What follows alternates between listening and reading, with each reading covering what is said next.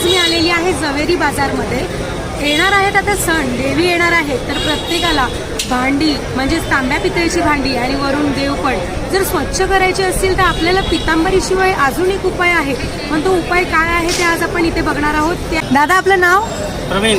आणि आपल्याकडे हे साबण आहेत छोटे, ते कशासाठी आहेत?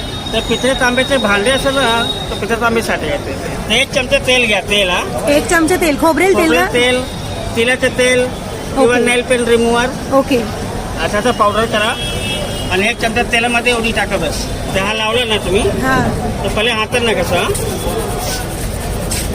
हाताने घासून घ्यायचं. हातांना कसं किंवा ते स्कॉच ब्राईटचे काटा असते ना माहिती हा. हिरवा कलरचे हा तो कातांना कसं मग ह्याने काही असा इफेक्ट होत नाही ना? जसं नाही, आता कसं हाताला काय पितांबरी वापरतो आणि हात काळे पडतात तसं काही होत काळे नाही आहोत. पहिले कपड्यांना पुढच्या तेल लावलंय हा. म्हणून नंतर पाणी साबणचं धुवू शकतात. चालेल. कॉटनच्या कपड्याने असं